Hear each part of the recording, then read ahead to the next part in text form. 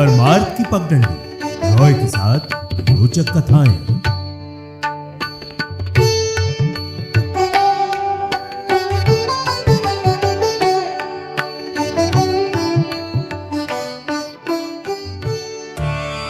रॉय के साथ रोचक कथाओं की श्रृंखला में रॉयल एफएम पर परमार्थ की पगडंडी पर आज 12 ज्योतिर्लिंग श्रृंखला के अंतर्गत तीसरे ज्योतिर्लिंग श्री महाकालेश्वर ज्योतिर्लिंग की कथा आपके लिए। कहते हैं कि भगवान शिव काल से परे हैं और वे आदि हैं और वे ही अनंत हैं। वे महाकाल हैं। जिन लोगों को अकाल मृत्यु का भय रहता है उनको श्री महाकालेश्वर ज्योतिर्लिंग का दर्शन करना चाहिए।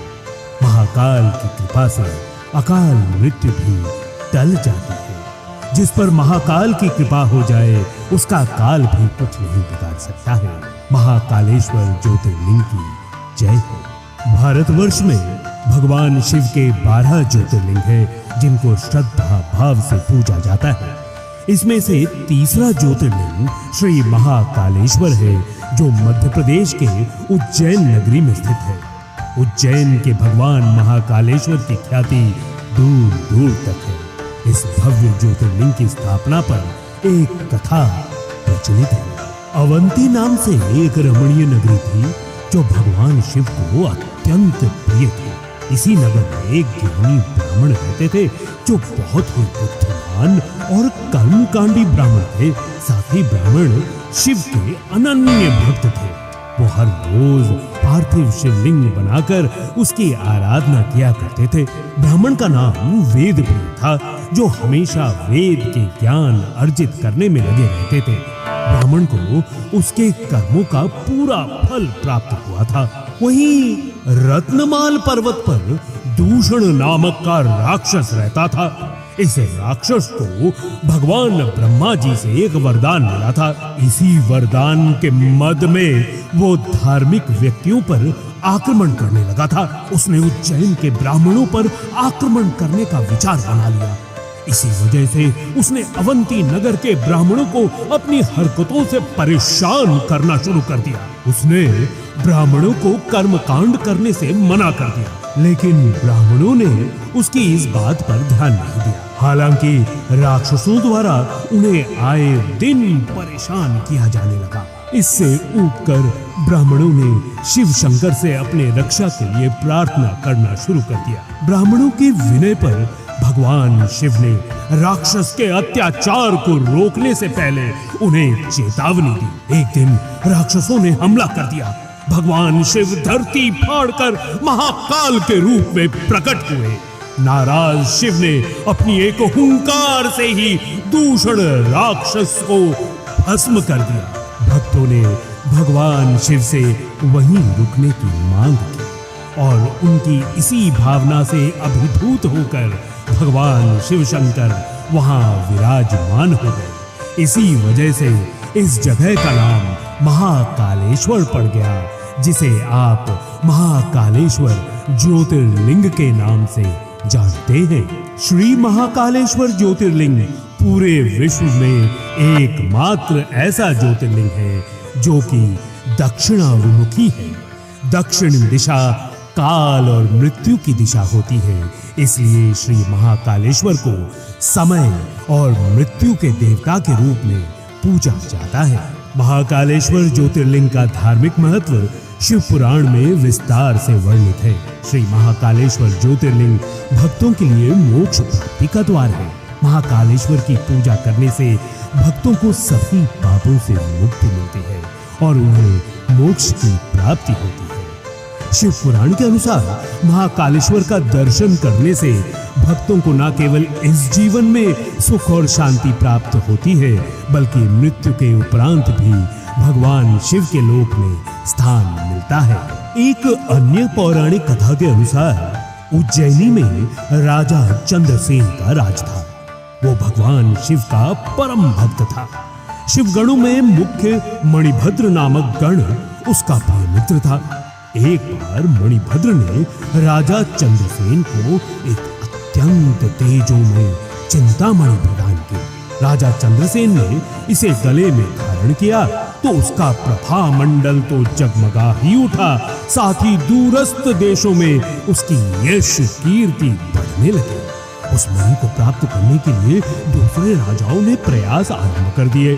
कुछ ने प्रत्यक्षतः मांग की तो कुछ ने विनती की। चूंकि वो राजा की अत्यंत प्रिय वस्तु थी, अतः राजा ने वो मणि किसी को नहीं दी। अंततः उन पर मणि आकांक्षी राजाओं ने आक्रमण कर दिया। शिव भक्त चंद्रसेन भगवान महाकाल की शरण में जाकर ध्यान मग्न हो गए। जब चंद्रसेन समाधिस्थ था तब वहां कोई गोपी अपने छोटे बालक को साथ लेकर दर्शन हेतु आई। बालक की उम्र थी लगभग 4-5 वर्ष और गोपी विधवा थी। राजा चंद्रसेन को ध्यान मग्न देखकर बालक भी शिव की पूजा हेतु प्रेरित हुआ। वो कहीं से एक पाषाण ले आया और अपने घर के एकांत स्थल में बैठकर भक्ति भाव से शिवलिंग की पूजा करने लगा। कुछ देर पश्चात उसकी माता ने भोजन के लिए उसे बुलाया, किंतु बालक गोप वहां नहीं आया। फिर बुलाया, वो फिर नहीं आया। माता स्वयं बुलाने आई तो उसने देखा कि बालक गोप ध्यान मग्न बैठा है और उसकी आवाज सुन नहीं रहा है। इस पर माता क्रोधित हो गई। क्रुद्ध होकर माता ने उस बालक को पीटना शुरू कर दिया और समस्त पूजन सामग्री उठाकर फेंक दी। ध्यान से मुक्त होकर बालक चेतना में आया तो उसे अपनी पूजा को नष्ट देखकर बहुत दुख हुआ। अचानक उसकी व्यथा की गहराई से चमत्कार हुआ। भगवान शिव की कृपा से वहां एक सुंदर भव्य मंदिर निर्मित हो गया। मंदिर के मध्य में दिव्य शिवलिंग विराजमान था और बालक द्वारा सज्जित पूजा यथावत थी। उसकी माता की तंद्रा भंग हुई तो वो भी आश्चर्यचकित हो गई। जब राजा चंद्रसेन को शिव जी की अनन्य कृपा से घटित इस घटना की जानकारी मिली तो वो भी उस शिव भक्त बालक से मिलने पहुंच गया। अन्य राजा जो मणि हेतु युद्ध पर उतारू थे वे भी सब वहां पहुंच गए। सभी ने राजा चंद्रसेन से अपने अपराध की क्षमा मांगी और सब मिलकर भगवान महाकाल का पूजन अर्चन करने लगे। तभी वहां राम भक्त श्री हनुमान जी अवतरित हुए और उन्होंने गोप बालक को गोद में बैठाकर सभी राजाओं और उपस्थित जन समुदाय को संबोधित किया। शिव के अतिरिक्त प्राणियों की कोई गति नहीं है।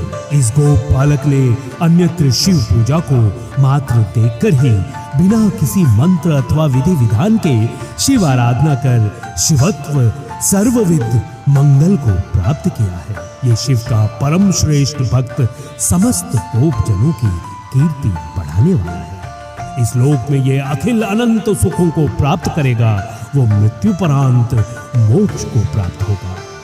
इसी के वंश का 8वां पुरुष महायशस्वी नंद होगा, जिसके पुत्र के रूप में स्वयं नारायण कृष्ण नाम से प्रतिष्ठित होंगे। कहा जाता है भगवान महाकाल तभी से उज्जैनी में स्वयं राजा और प्रजा पालक का रूप धारण कर विराजमान है। हमारे प्राचीन ग्रंथों में महाकाल की असीम महिमा का वर्णन मिलता है। महाकाल साक्षात राजाधिराज देवता माने गए हैं। जय महाकालेश्वर, जय महाकाल, जय महाकाल, जय महाकाल।